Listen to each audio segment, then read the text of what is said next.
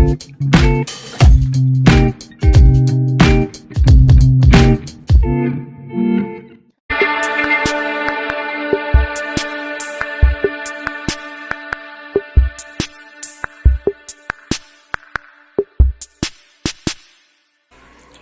tarde, pessoal. Estamos começando aqui mais um podcast, edição especial.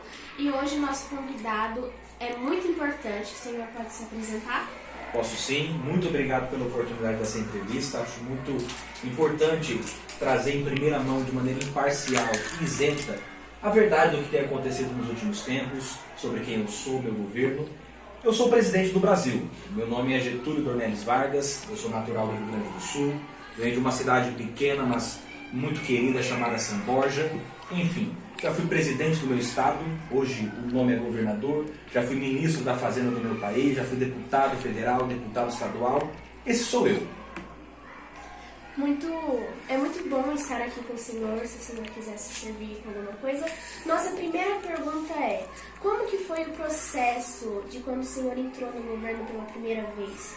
A história é muito longa e ela remonta a fatos que aconteceram há bastante tempo. Eu vou tentar resumir um pouco aqui para que a nossa entrevista ela fique e permaneça dinâmica. O que aconteceu naquele momento era a ruptura de um pacto, de uma aliança que há muito tempo dava certo. Havia uma aliança entre os estados de Minas Gerais e São Paulo, em que cada um se revezava na presidência da República. Tanto é que eu fazia parte, em nome do Rio Grande do Sul, dessa aliança. Eu compunha o governo do presidente Washington Luiz, que participava desse pacto informal. Eu era ministro da Fazenda dele. O grande problema é que Washington Luiz, indicado em 26 pelo Partido Republicano Paulista, ele não quis respeitar, ao final do seu governo, essa aliança que existia já há vários anos. Ele preferiu indicar o líder do seu governo na Câmara, o deputado Júlio Prestes, para ser o seu sucessor em nome do Partido Republicano de São Paulo. Isso enfureceu Minas Gerais, enfureceu os outros estados do país, os outros integrantes dessa aliança. E de certa forma aquilo provocou uma reação em escala inimaginável, creio eu, ao presidente Washington Luiz. Minas se aliou ao Rio Grande do Sul, aos estados do Centro-Oeste e principalmente ao Nordeste também.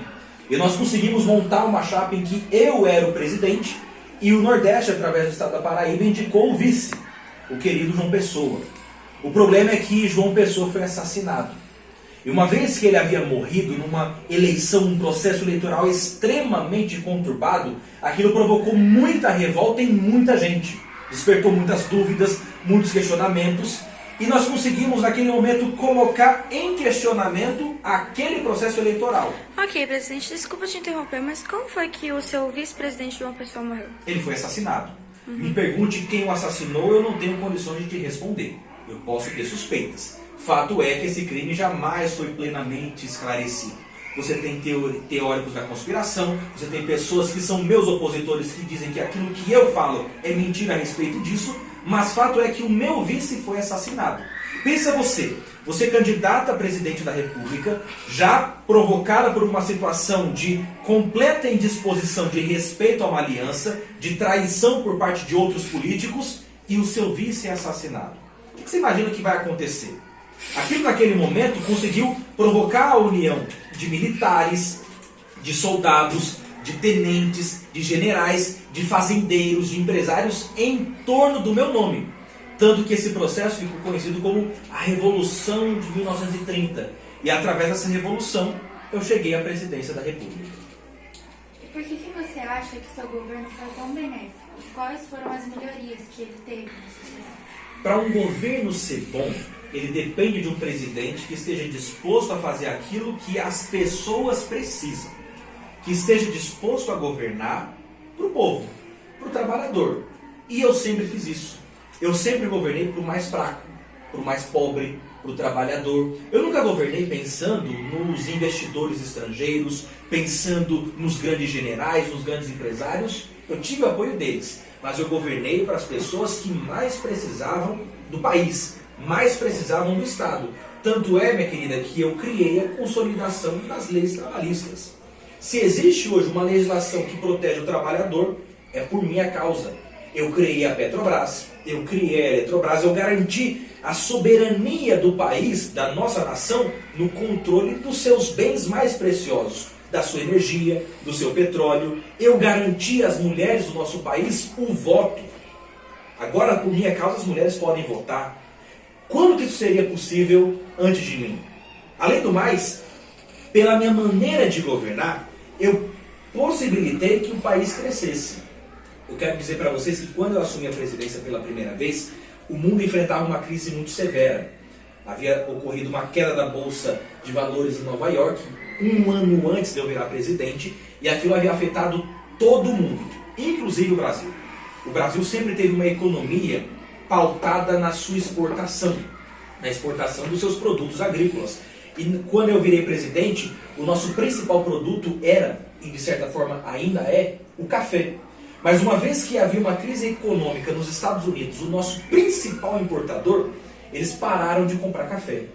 Eu tomei medidas drásticas que possibilitaram a manutenção de um preço estável do nosso principal produto agrícola, e não só isso, eu possibilitei, fui o primeiro presidente a fazer isso, e até hoje o único, que possibilitou a industrialização do nosso país. Antes de mim, o que existiam eram fazendas, eram aldeias, eram produções agrícolas. Depois de mim passou a existir a Companhia Siderúrgica Nacional, passou a existir as indústrias. Eu trouxe a fábrica da Ford para o Brasil. Para vocês terem uma noção, entre os anos de 33 e 39, a economia do Brasil cresceu a uma média de 11% ao ano. Ou seja, ao final desses 6 anos, a economia havia quase dobrado de tamanho. Isso é um mérito do meu governo, porque eu sempre priorizei o mais pobre. Coloquei o trabalhador no orçamento, governei para eles. Senhor Vargas, a gente ficou sabendo sobre o tal Plano Collor. O senhor poderia explicar para a gente esse plano é verdadeiro? Realmente? O Plano Collor foi uma tentativa de golpe no nosso país. Uma tentativa de desmoralizar a nossa democracia, de desmoralizar os princípios que são base da nossa nação. Tenha em mente que quando isso aconteceu, alguns anos atrás, já há 17 anos, 1937, havia todo um contexto internacional.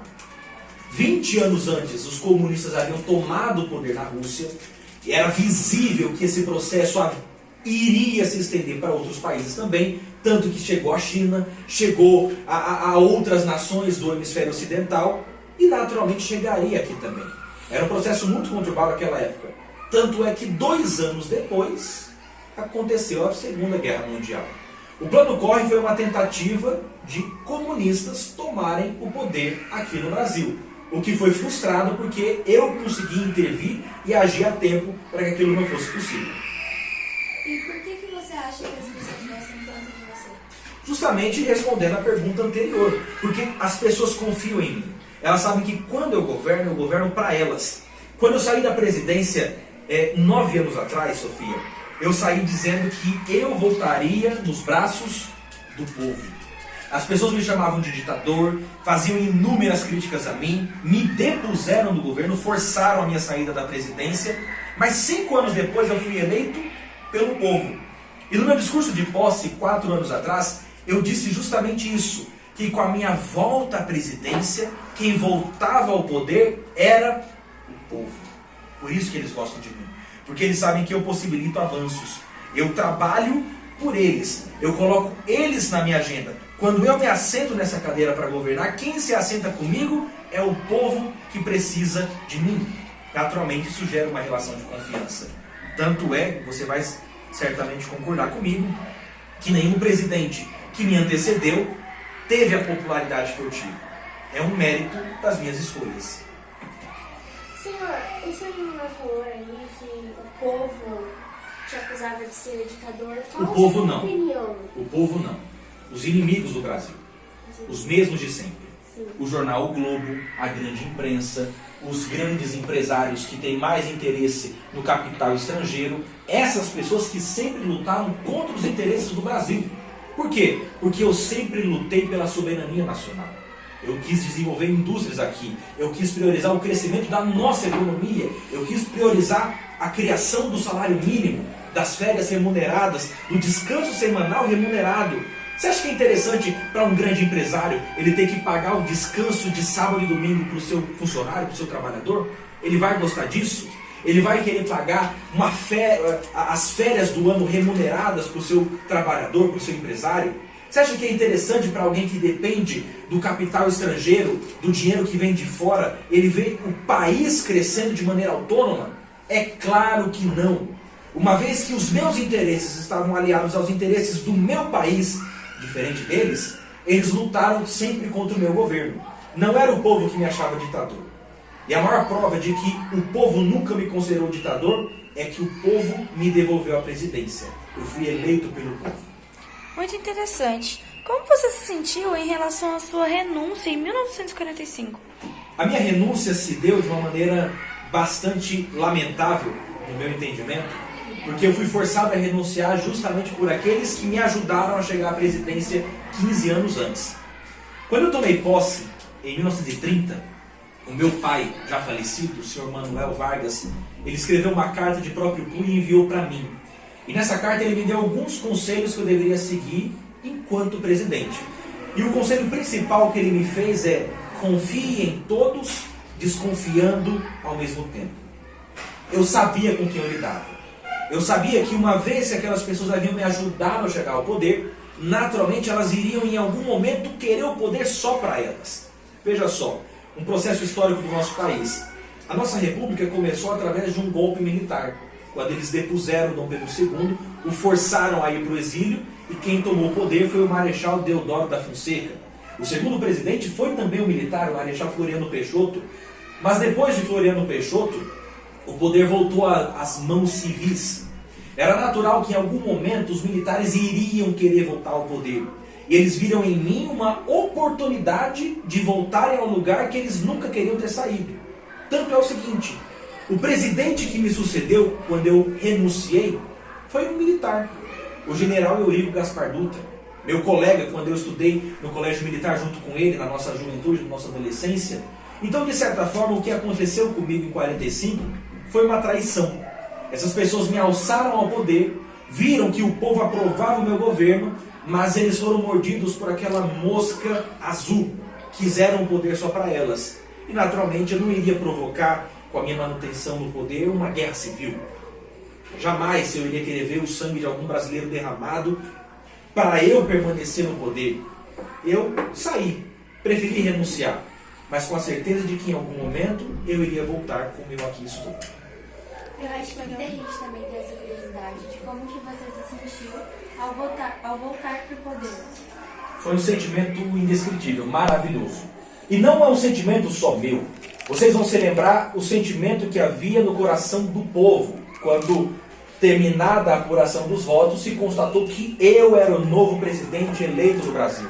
Era a certeza de dias melhores. Porque veja só, quando eu saio da presidência em 45, a economia bombava. Eu disse agora há pouco para vocês os números nos quais a economia cresceu no meu governo. Tudo isso acabou com o meu sucessor.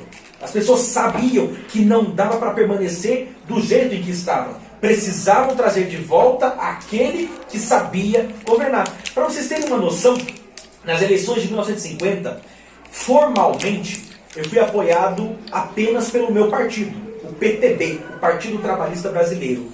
O segundo maior partido do Congresso, o PSD, lançou um candidato, Cristiano Machado.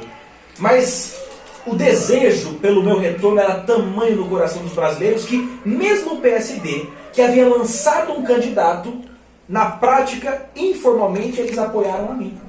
Tanto é que eu volto a trazer à memória o discurso que eu fiz na minha posse em 51. Quem voltou ao poder não fui eu, mas foi o povo. Esse foi o sentimento de maior alegria. Eu queria saber mais duas coisas. Você já tinha imaginado que você voltaria ao poder? Tipo, você saiu do poder? Eu tinha certeza. Tinha certeza? Certeza. Isso é, veja só, Napoleão dizia que política não é escolha, política é vocação. Uma pessoa que ocupou a posição que eu ocupei sabe o que vai acontecer, sabe que por mais que tentem tirá-lo de maneira injusta, repeli-lo do poder, o poder vai procurá-lo. Uma vez que você governa de maneira democrática, plural, traz o povo para o centro do poder. Então eu sempre tive essa certeza. E sobre os escândalos? O que você planeja fazer sobre eles? Escândalos, eles são comuns a toda a administração. No meu entendimento, o que tem acontecido não é propriamente o surgimento de um escândalo ou de mais escândalos, mas o que há é uma tentativa deliberada dos meus inimigos, os mesmos de sempre, de tentarem mais uma vez tirar o povo do poder. Colocar os seus representantes, colocar os seus interesses à frente da República. Isso é o que está acontecendo. Se você observar bem, são as mesmas pessoas que, alguns anos atrás, lutaram para que eu fosse derrubado. O jornal O Globo, os grandes empresários, os investidores, os especuladores da nossa moeda. Essas pessoas me querem ver fora. Porque essas pessoas não querem ver o povo prosperando. Elas não querem ver o povo tendo dinheiro para consumir, para comprar o seu carro, comprar o seu automóvel. Elas não querem isso. Elas querem a manutenção das suas posições oligárquicas. Mas eu devo dizer a você o seguinte: eu sou acostumado com crises. Eu cheguei à presidência através de uma crise. Se eles acham que criando mais uma crise, para mim, isso vai me deter, eles estão muito enganados. Eu vou repetir o que eu tenho dito nos últimos dias. Não são eles que vão me tirar da presidência. Eu só vou sair da presidência morto. Porque o povo me colocou aqui. E eu vou respeitar o direito e a escolha do povo. Eles não têm poder sobre as minhas decisões. O senhor foi esplêndido hoje. Muito obrigada pela sua presença. Eu acho que é de consenso entre todas nós aqui que isso foi muito bom pra gente, a gente aprendeu muito. E ao público também, eu tenho certeza que todo mundo se agradou muito. Eu quero só fazer uma consideração final, por favor. Rapidinho. A minha consideração final, eu quero trazer à memória do povo brasileiro tudo aquilo pelo qual nós lutamos nos últimos anos. Tudo aquilo que nos fez chegar aonde nós estamos hoje. Não foi uma luta fácil. Nós tivemos quedas, tivemos muitos enfrentamentos, alguns dias foram mais difíceis do que outros, mas nós chegamos até aqui. E nós vamos continuar avançando. O recado que eu deixo não é apenas às famílias do nosso país, não é apenas aqueles que torcem pelo sucesso da nação, mas principalmente para aqueles que torcem pelo nosso fracasso. Daqui 70 anos, quando nós estivermos em 2023, 2024, as pessoas não vão lembrar de vocês que lutaram hoje contra os interesses do país, mas elas vão se lembrar de mim. Elas vão lembrar do meu nome. O nome de vocês vai cair no esquecimento. Mas a partir do momento em que eu dessa cadeira sair, como eu disse, pela morte, pelas mãos do povo, eu saio daqui para entrar para a história. Porque o povo reconhece em mim alguém que sempre lutou por eles, que sempre lutou pelos seus interesses. E por mais que, quem sabe, momentaneamente vocês possam ser vitoriosos, essa vitória não vai ser perpétua, não é definitiva. Eu tenho certeza, e com isso eu encerro as minhas palavras, o povo vai vencer, custe o que custar.